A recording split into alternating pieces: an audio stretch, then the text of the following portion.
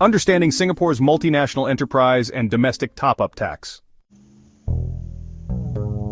Singapore has taken a significant step in global tax compliance with the introduction of the Multinational Enterprise Top-Up Tax and Domestic Top-Up Tax. These measures align with Pillar 2 of the OECD's Base Erosion and Profit Shifting 2.0 initiative, ensuring multinational enterprises pay a minimum effective tax rate of 15%. But what do these new taxes mean for businesses operating in Singapore? Let's break it down. MTT and DTT apply to multinational enterprise groups with annual consolidated revenues of at least 750 million euros, approximately 1.1 billion Singapore dollars, in at least 2 of the 4 preceding financial years. These rules come into effect for financial years starting on or after January 1, 2025, and are based on the accounting periods of the ultimate parent entity's consolidated financial statements. The MTT ensures that the overseas subsidiaries and controlled entities of Singapore-based parent companies pay at least a 15% effective tax rate in their jurisdictions. If an entity in a foreign country pays less than 15%, the MTT applies, requiring the Singapore parent company to pay a top-up tax to cover the shortfall. Key considerations include jurisdictional aggregation, where the tax is assessed based on income earned in each jurisdiction. Substance-based income exclusions allow certain business operations like payroll and tangible assets to reduce taxable amounts. Safe harbor provisions provide simplified compliance measures to help businesses avoid unnecessary administrative burdens. While MTT focuses on foreign income, the Domestic Top-Up Tax, or DTT, ensures that Singapore-based entities within MNE groups also meet the 15% effective tax rate.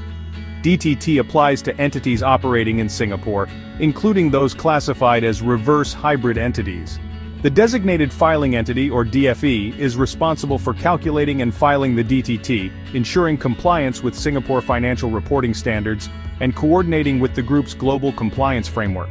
Importantly, DTT qualifies for the OECD's Qualified Domestic Minimum Top-Up Tax Safe Harbor, reducing duplicative tax calculations across jurisdictions. MNE groups must adopt a self-assessment approach following these key compliance steps. Entities must register with IRIS within 6 months of becoming subject to the tax.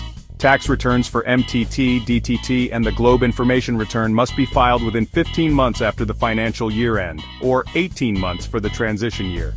Assessed tax must be paid within 1 month of the filing deadline. Strict record-keeping requirements apply, with documentation retained for 5 to 10 years for audit purposes. MTT and DTT are non-deductible for Singapore's corporate income tax. This aligns with international tax principles and ensures that top-up taxes do not reduce standard taxable income. Foreign taxes, such as the Income Inclusion Rule and Undertaxed Profits Rule, are also non-deductible. However, in certain cases, foreign domestic minimum top-up taxes may qualify for tax credits under specific IRAS guidelines. To ease the transition, IRAS will take a light-touch enforcement approach from 2025 to 2027, allowing businesses time to adjust without facing strict penalties, as long as they make reasonable compliance efforts. In summary, the MTT and DTT framework reflects Singapore's commitment to global tax fairness, while ensuring compliance with BEPS 2.0 standards. To stay ahead, businesses must understand the tax's impact on their foreign and domestic operations, set up robust compliance frameworks, meet filing and payment deadlines, and maintain accurate records and documentation. For more details, visit IRIS's official website or consult a tax professional. Thank you for watching.